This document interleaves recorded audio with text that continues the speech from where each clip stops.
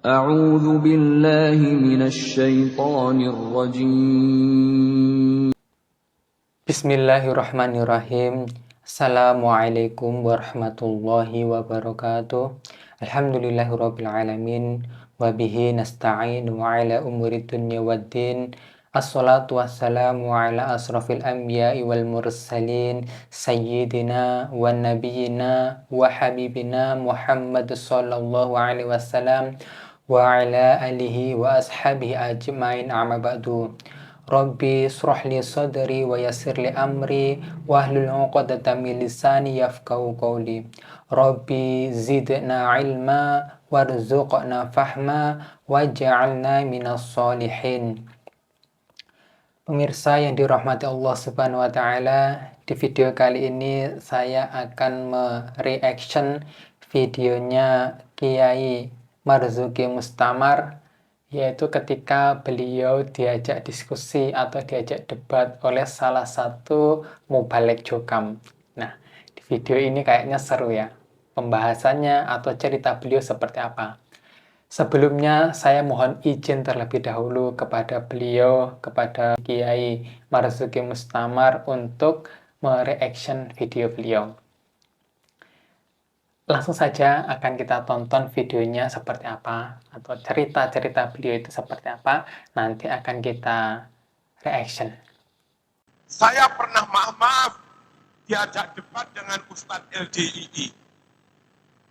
Ya saya pakai ilmu nahu sorof.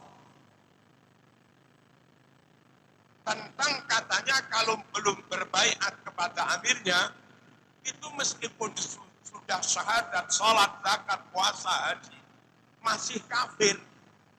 Kalau belum berbaiat, kata mereka. Dalilnya, man mata walaysa fi unuqihi bai'atun mata mitatan jahiliyah.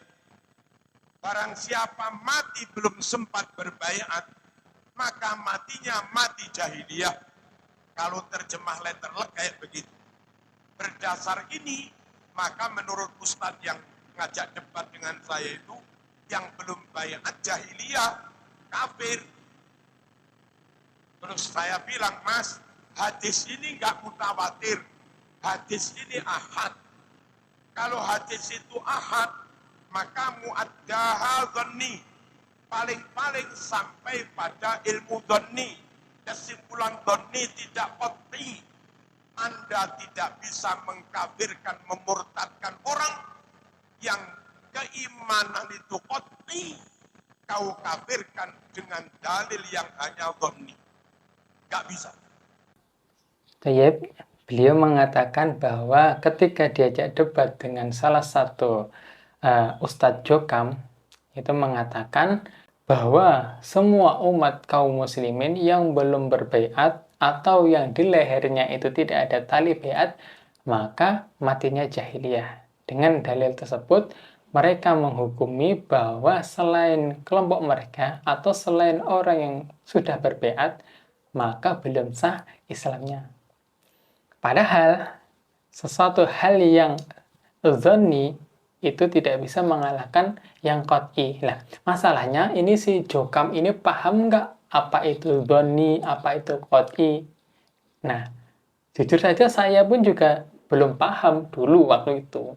Sesuatu yang masih persangkaan atau bahkan yang ini sudah lebih kuat, atau tadi ada yang menyebutkan hadis ahad juga kan. Nah, itu kita itu dulu belum pernah belajar yang namanya mustalahul hadis, ya kan? Jujur saja, saya juga belum belajar, mungkin panjenengan juga belum belajar.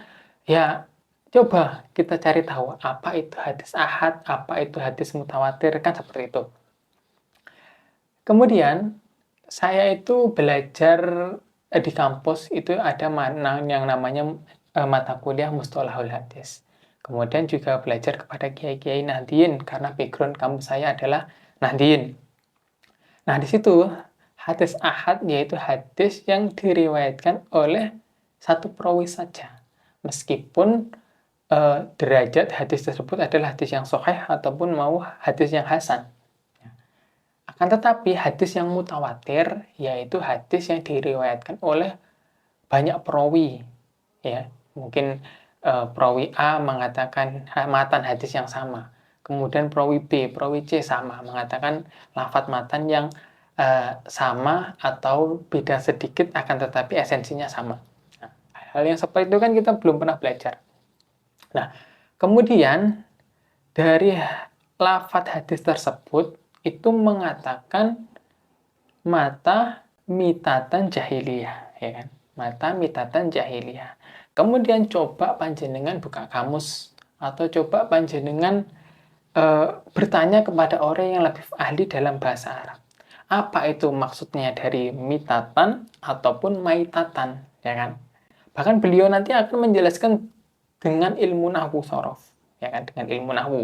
Kemudian kita simak saja ya penjelasan beliau. Bukan saya yang menjelaskan, beliau yang lebih ahli, kita ngikut yang lebih ahli saja. Yang kedua, mata mitatan jahiliyah itu masdarnya wazan fi'lah, mita. Wazan fi'lah itu nau. Kalau wazan fa'lan itu takkid. Andai hadis itu berbunyi mata mautan jahiliyan takkid, maka bisalah diterjemah seperti pendapatmu. Matinya benar-benar mati jahiliyah. Tapi kau harus tahu masdarnya pakai fi'lah. Mata mitatan jahiliyah itu nauk. Matinya semacam kayak jahiliyah. Bukan 100% jadi jahiliyah. Dalam hal tertentu saja kayak jahiliyah. Apa? Jahiliyah itu nggak punya pemimpin. Kalau Anda mati belum berbaiat pada pemimpin, maka dalam hal Anda hidup barbari tanpa pemimpin, belum baiat, dalam hal itu saja Anda kayak jahiliyah. Bukan kok keimanannya kayak jahiliyah. Bukan kok kemusyrikannya kayak jahiliyah. Bukan kok kekufurannya kayak jahiliyah. Ini masdarnya bukan fa'lan. Masdarnya bukan mautan. Masdarnya hanya fi'lah, mitah, koyok. Bukan beneran. Nah sampai di situ akhirnya dia bilang, nah ini kami nggak tahu lah. Makanya kalau nggak tahu, jangan sok gampang menvonis orang. Sampean nggak tahu. Allahumma shalli ala sayyidina Muhammad. Beliau, Kiai Marzuki Mustamar, menjelaskan menggunakan kaidah lughah atau kaidah bahasa Arab, gramatika bahasa Arab. Nah, kita yang belum belajar atau mau balik tersebut pun juga mengakui belum belajar apa itu mitatan, apa itu maitatan, apa itu mautan, ya kan? Itu banyak. Itu di ilmu sorof itu nanti. Ya, masdar itu apa kita juga masih asing, ya. Kita belum tahu apa itu masdar, apa itu kata tersebut, ya. Karena kita memiliki pemahaman bahwa mangkule ngono, mangkulnya sudah seperti itu, dimaknai seperti itu oleh guru saya. Padahal penterjemahan atau pemaknaan seperti itu salah. Matinya bangke jahiliyah, matinya bangke jahiliyah kan? Padahal matanya itu seperti orang jahiliyah, ya kan? Koyok-koyok seperti, ya kan? Jika kita itu tidak memiliki pemimpin, ya kan? Amir di sini maksudnya pemimpin, ya kan? Bukan amir yang tersembunyi atau amir yang delik atau amir yang disembunyikan, kan gitu. Jika memang memahami hadis tersebut, maka tunjukkan amir yang mana yang harus kita baiat, ya kan? Kita itu pengen hidupnya itu tidak seperti bangkai jahiliyah, misalnya seperti yang antum pahami semuanya, misalnya saudara-saudara saya yang masih berada di Jokam.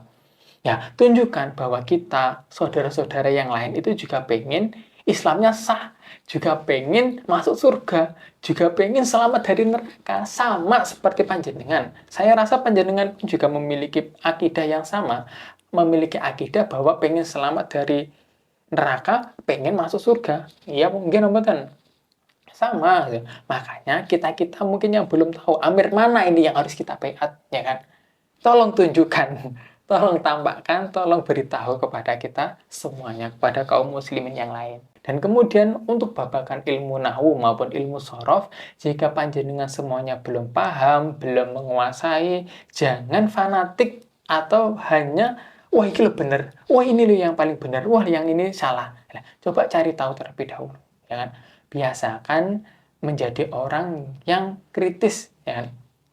Dan bahkan penjelasan Kiai Mustamar tersebut itu mirip atau sama dengan penjelasan para paku bumi yang non-aktif seperti Ustadz Khalil, Ustadz Aziz, Ustadz Mas'ud itu sama. Beliau-beliau menjelaskan seperti beliau.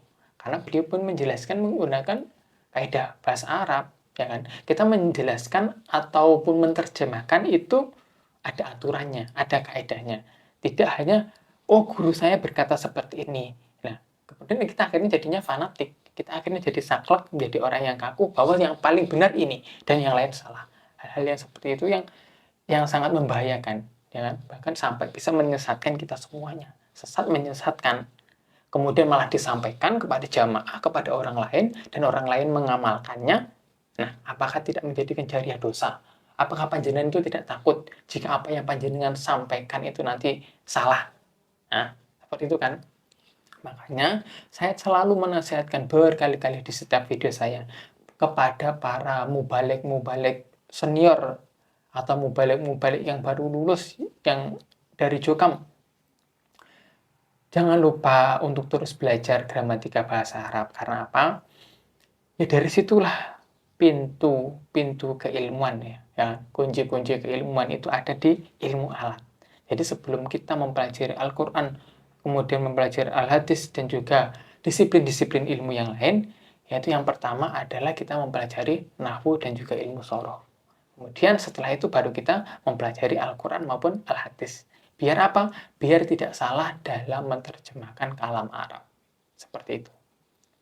Dan saya mengucapkan terima kasih kepada Kiai Marzuki Mustamar karena sudah menjelaskan dan juga mungkin bisa menjadi faedah atau jariah kepada beliau. Karena apa? Karena telah menunjukkan sesuatu kebenaran. Semoga dari video-video beliau itu dapat memberikan manfaat dan juga barokah. Baik, cukup sekian di video kali ini. Jika banyak kurangnya, saya mohon maaf yang sebesar-besarnya. Syukron ala ihtimamikum, jazakumullahu khairan wa barakallahu fikum. Allahul muwafiq ila aqwamit thoriq. Wassalamualaikum warahmatullahi wabarakatuh.